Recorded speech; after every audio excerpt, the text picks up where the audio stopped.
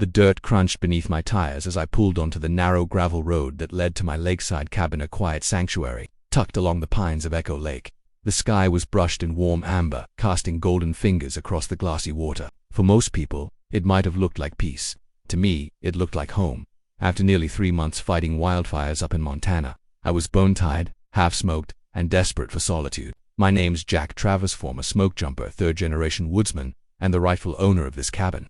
Built by my grandfather, kept alive by my father, and now in my hands. It was never meant to be a rental, an investment, or a vacation. Listing, it was a legacy, but something was wrong. My stomach tightened as I eased the truck into the clearing. My toolshed door was ajar. The porch light wired to a manual switch inside was glowing, and stuck into the patch of grass near the gravel was a laminated sign that didn't belong. Featured property live on Amazon Real Estate. Underneath a QR code and a line in bold font, Echo Waters HOA verified seller. My boots hit the ground. Hard eyes scanned the area. No sounds but the wind and birds, yet a foreign scent hung in the air. Fabric softener, artificial citrus. Someone had been inside. I didn't even get to the steps before I heard the clack of designer heels behind me. "Jack, you're back," came the too-sweet voice of Karen Stansfield, the self-appointed queen of Echo Waters, a luxury development that had sprouted across the ridge like a rash over the last 5 years. Karen was everything I wasn't: polished, insistent, and chronically overdressed. She always carried a leather binder full of bylaws she'd either written or twisted, and she walked like the gravel should part for her. She smiled now, all teeth, and held her hands like she'd caught me trespassing. "I thought you weren't returning until fall," she chirped, adjusting her sunglasses. "I wasn't aware I had to report my movements to you," I said, jaw clenched. "What the hell is this?" I pointed at the sign. Her eyes twitched just enough. "Ah, yes," she said breezily. "There was concern your cabin had been abandoned. 3 months unoccupied under Echo Waters' protective jurisdiction. That constitutes a derelict dwelling." "Protective jurisdiction? Karen, I'm not in your HOA. My family's owned this land since before your subdivision even broke ground." She gave a patronizing chuckle. "Technically, Echo Waters acquired buffer zone coverage rights last year. Properties within 500 feet fall under our optional maintenance umbrella. You didn't opt out." "I never opted in." "Well," she said, tilting her head, "in the absence of clear documentation, we took action. A structure like this left empty is vulnerable to squatters, decay, mold. I had to step in and what? Stage it for sale." "Oh, don't be dramatic." She waved a hand. "It's a listing showcase. No money's exchanged, yet just pre-bid interest. Online real estate is all the rage now, and Amazon Live gives us a global reach. You'd be shocked how many people clicked by now. You broke into my cabin." She hesitated for half a breath. "Well, the rear latch wasn't secure, and under HOA code 1 for B, I'm calling the sheriff." Her smile didn't falter. "I already did." My brows furrowed. She held up her phone. "You appeared unexpectedly. It looked unstable and threatened me. I had to report a trespasser." My mouth dropped. "You're calling me a trespasser? On my own land?" She blinked slowly. "Jack, honey, you haven't been around. Things evolve. This area has standards. Now, we represent a certain clientele. This rustic eyesore is undermining property values. Selling it is the best solution for everyone." Just then, sirens echoed faintly in the distance. I turned back to my porch, to my grandfather's rocking chair, now polished and staged with throw pillows. My world, everything I'd fought fires to protect, was being sold out from under me. And Karen was smiling wider than ever. "I hope you brought paperwork," she said coolly, "because Echo Waters plays by the rules." I stepped forward, slow and steady, until I stood inches from her. "So do I growled. "And you just lit a fire you won't be able to put out." She flinched. "Just a flicker." The sirens grew louder, and the war for my land had officially begun. The sheriff's cruiser rolled up just as the sun dipped below the tree line, washing the gravel in a bruised hue. Deputy Marshal stepped out, sunglasses still perched on his forehead despite the fading light. "Evening, Jack," he said, his tone wary but familiar. I nodded. "Evening, Marshal." Karen was already marching toward him, her binder clutched like a holy text. "Officer, thank goodness. This man broke into a property currently under HOA, protective oversight. He's aggressive, uncooperative, and claims ownership without any valid proof." Marshall didn't answer her. He looked at me instead. "You still got that deed on you?" I pulled my wallet from my back pocket and unfolded the worn photocopy I kept tucked behind my driver's license. My grandfather's signature still bled faintly across the bottom. Proof of our family's legacy, notarized and bulletproof. Marshall examined it briefly, nodded, then turned to Karen. "This cabin belongs to Jack Travers. Always has. It's outside your jurisdiction. You've been told this before." Karen's expression faltered. "But he's been gone for over 90 days. That's considered abandonment in the HOA code. We had to take action before someone else did." "Your codes don't override county records," Marshall said evenly, "and listing his property on Amazon. That's not protective oversight, that's fraud. Her mouth tightened into a thin, pale line. It was a marketing placeholder. Nothing was finalized. You broke into his home, staged it, posted it for sale. That's not a placeholder, that's a crime. Karen's poise cracked for the first time. She looked genuinely uncertain. I suggest, Marshall continued, you leave this property and don't come back without a signed invite. She straightened. You'll be hearing from our HOA legal team. And you'll be hearing from mine, I added. She turned on her heel and marched off, her heels stabbing the gravel with each furious step. Marshall turned to me. I'll file the report, but you'll want more than just trespass on this. She's not going to stop. I know, I said quietly. She tried to sell my grandfather's legacy like it was a clearance item. That's not something I'm letting go. That night, I couldn't sleep. Every creak in the floorboards sounded like another intrusion. Every flickering shadow outside the window made me want to grab the shotgun mounted above the mantel. I wasn't angry anymore. I was calculated. Focused. I pulled out my laptop and started digging. That didn't take long to find it. Echo Waters, HOA Amazon Live channel. There it was, my cabin, listed as a rustic lakeside retreat, fully restored. They'd digitally staged every room, a fake fireplace, new furniture that didn't exist, a couple laughing on the dockstock footage. Worse yet, the listing had been popular, over 90,000 views, 112 interested hearts, and a flashing badge at the top, pre-sale pending. Karen had turned my home into clickbait, and Amazon had hosted it. I dialed Reed, my cousin who'd been watching the place in my absence. You said you'd check the cabin every week. I asked. I did, mostly, he replied sheepishly. I got swamped last month, figured no one would mess with it. She got inside, took pictures, ran a live stream, dude. He sighed. What now? I get a lawyer.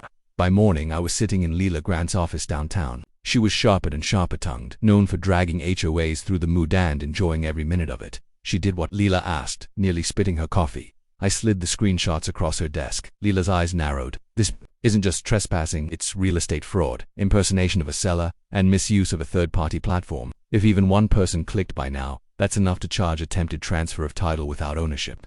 She tried to erase me, I said, and she almost got away with it. Not anymore. Leela got to work drafting a order, a fraud complaint, and a preservation request to freeze the Amazon listing data. She also contacted a digital forensic investigator to archive everything Karen had posted, if we're lucky, Leela added. She's done this before. That gives us pattern behavior. As I left her office, the weight on my shoulders began to shift, not disappearing, but transforming. I wasn't just fighting to keep my cabin anymore. I was fighting for every person steamrolled by power-drunk HOAs and entitled Karens with clipboards and no conscience. And this time, I had a plan.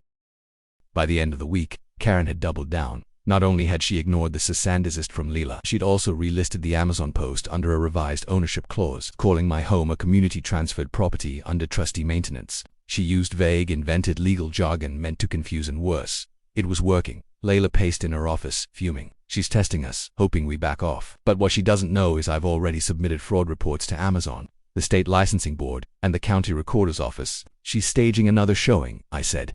I just got a notification she scheduled a live stream tour for tomorrow. She's calling it the Golden Hour Echo Showcase. Leela's eyes narrowed.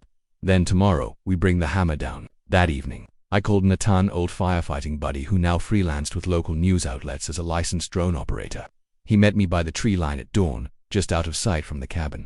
We set up his equipment, syncing a drone camera to both a live local feed and cloud backup. Karen wasn't going to weasel out of this one with denial and charm. By 10 a.m., SUVs began arriving. First came a white Tesla with California plates.